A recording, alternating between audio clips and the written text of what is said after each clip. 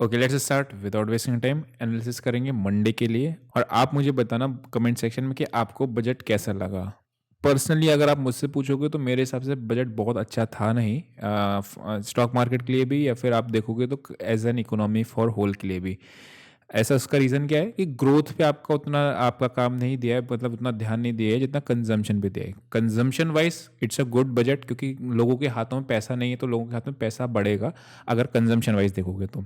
लेकिन ग्रोथ आपको कहाँ से दिखती है? इंफ्रास्ट्रक्चर से दिखती है ना। तो वो सारी चीज़ें आपको उसमें कोई खास उन्होंने दिया नहीं, बल्कि उसमें कट ही किया गया है। सेकंड चीज़ अगर आप ध्यान से समझोगे तो 12 लाख रुपए वाला एक एक ही इकलौता अच्छा पॉइंट आपको देखने को मिलेगा जो एक्चुअली में अब आम आदमी को पता चलेगा। वो 12 लाख रुपए वाला चीज़ है, और वो 12 लाख रुपए का भी आपको थोड़ा सा ट्विस्ट है। आपको लग रहा होगा कि 12 लाख तक कोई इनकम टैक्स नहीं है, ऐसा नहीं है। 12 लाख से कम की इनकम जो कमा रहा है उस पर कोई टैक्स नहीं है। अगर मैं 20 लाख रुपए कमा रहा हूँ तो वापस से वैसे ही स्लैब रेट्स हैं जो नॉर्मली आपको स्क्रीन पे दिख रहे होंगे। तो वो आपको ध्यान में रखना है कि इट्स नॉट कि 12 लाख पे कोई टैक्स नहीं है, 12 लाख तक की इनकम पे टैक्स नहीं है, ये आपका चेंज है। बाकी सब एज सच कोई छोटी मोटी चीज़ें जो बजट में होती रहती हैं वो होती ही रहती हैं। स्टॉक मार्केट से रिलेटेड बाकी एज सच बहुत बड़ा इंपैक्ट पड़ेगा, आई डोंट थिंक कि उसमें कुछ होगा। इसीलिए आपने देखा होगा मार्केट भी कुछ किया नहीं। पहले गिरा मार्केट क्योंकि आपको देखा इंफ्रास्ट्रक्चर कट हुआ है, फिर उसके बाद मार्केट आपका चला क्योंकि आपका वो इनकम टैक्स वाला आ गया था। बट मोर और लेस अगर आप देखोगे तो बजट में कुछ नहीं था। हमने सिर्फ एक ट्रेड लिया और उस एक ट्रेड में अच्छा प्रीमियम डिके हुआ था, जो मैंने आपको कल स्ट्रेटेजी भी बताई थी बजट वाली कि 11:30 बजे हम लोगों ने एक प्रीमियम को शॉर्ट किया है। आपको स्क्रीनशॉट दिख रहा होगा टेलीग्राम पे जो डाला है।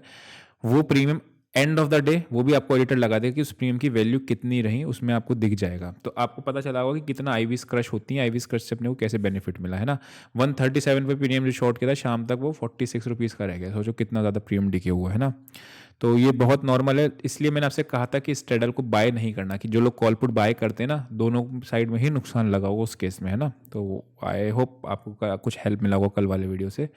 हालांकि कुछ अच्छा नहीं आया वो, अगेन मेरे हिसाब से कुछ अच्छा नहीं था। बाकी लेट्स सी आप क्या होता है कमेंट्स में बताना। चलो अब एनालिसिस को स्टार्ट करते हैं। एनालिसिस में अगर आप देखोगे तो क्या होता है, मार्केट ऊपर गया, ऊपर जाने के बाद मार्केट आपका नीचे आया और सपोर्ट उसी जगह पे लिया जो सपोर्ट एरिया था। मतलब इस बजट ने आपका नॉर्मल तरीके से काम किया और ये कैंडल आपकी फॉल्स ब्रेकआउट की है, बस that's the difference, nothing else. मतलब अगर आप इमेजिन करो आज कोई बजट नहीं था तो मार्केट नॉर्मल तरीके से वॉलेटिलिटी थी, ऐसा नहीं था वॉलेटिलिटी नहीं थी, लेकिन मार्केट में रेंज वाइज उतना ही रहा। ऊपर ब्रेक किया, ब्रेक करने के बाद आपका नियरली 50,000 तक टच किया उसने। उसके बाद वहां से जो सीधा गिरा 1,000 पॉइंट मार्केट नीचे गिरा और वहां से सपोर्ट लिया, देन आपका ऊपर आके बंद हो गया। चलो सिंपल एनालिसिस है। वापस से वनडे के चार्ट पे आते हैं, और वनडे के चार्ट पे आके आपको क्या दिखेगा ये देखना है।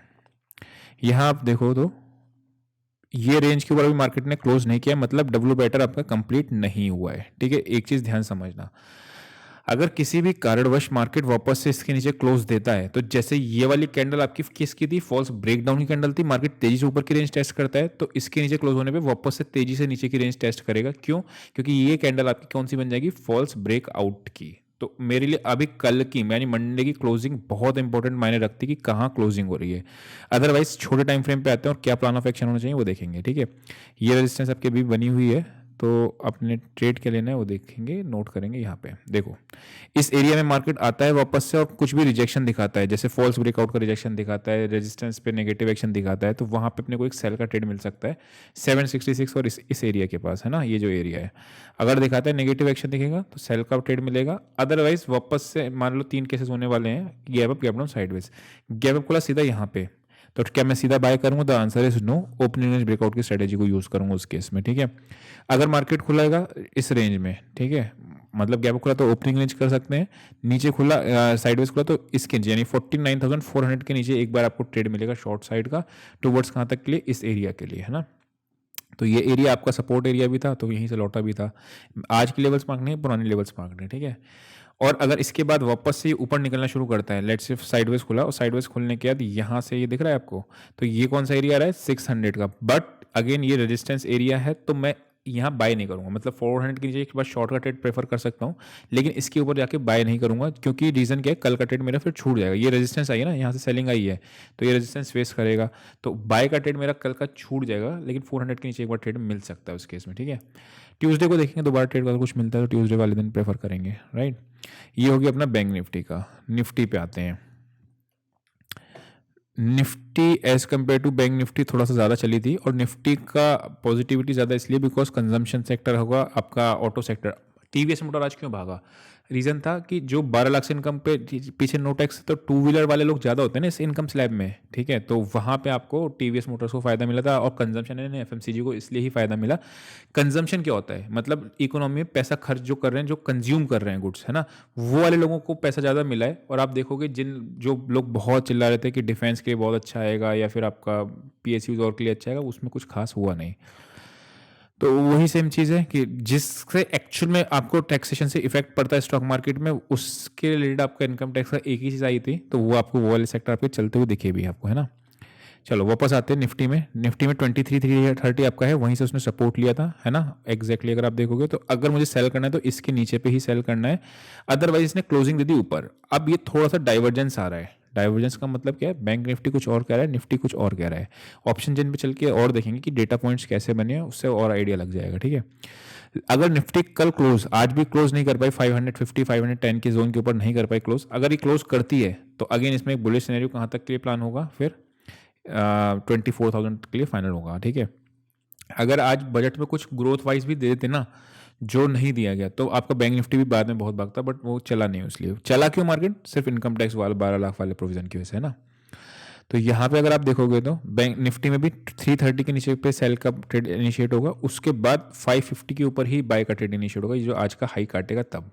डोजी कैंडल जब बनती है तो डोजी कैंडल क्या कहती है कि भैया बायर और सेलर को कुछ नहीं पता है, सब आपस में जाके कंफ्यूजन में आके क्रिएट हो गए। हाई मारा, बायर्स हाई लेके गए, बेयर्स जो थे वो शॉर्ट लेके गए, क्लोजिंग आपकी बीच में हो गई।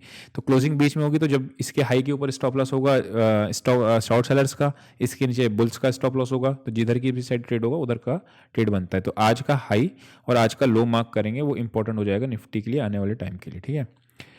तो इस अभी छोटे टाइम फ्रेम पे आता हूँ, देखते क्या एनालिसिस है।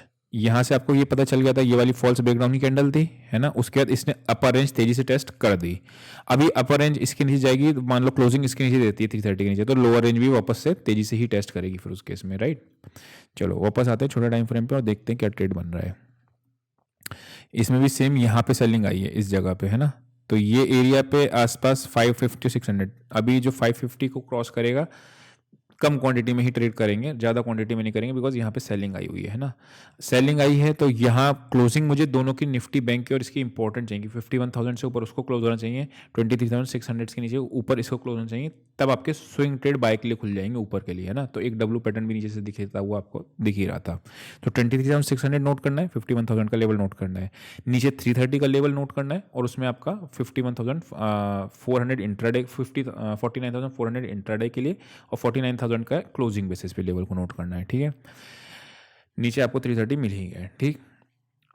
ये आपको पूरा दिख रहा है, और यहाँ से यहाँ तक मुझे एक ट्रेंड लाइन भी दिख रही है अगर आप देखोगे तो, राइट।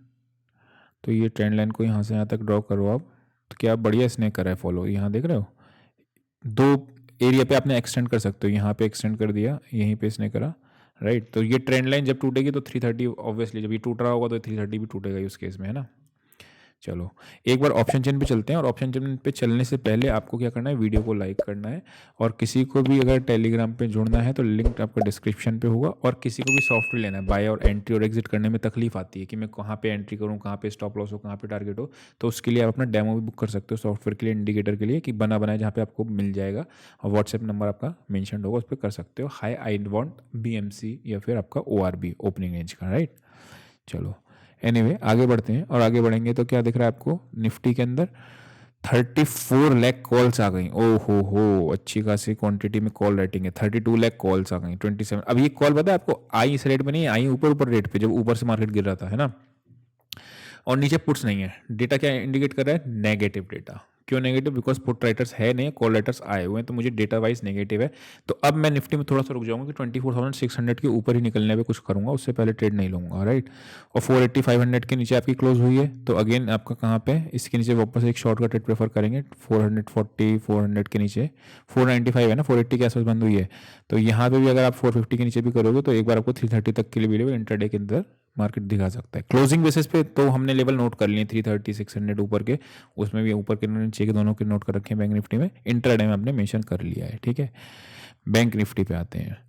बैंक निफ्टी में आपको क्या दिख रहा है, यहाँ पे देखोगे तो 1,02,000 कॉल्स आपके रिटर्न है और पुट्स आपकी भागी है अगेन, ठीक है। तो क्या दिख रहा है, अगेन बेयरिश साइड पे ही डेटा दिख रहा है।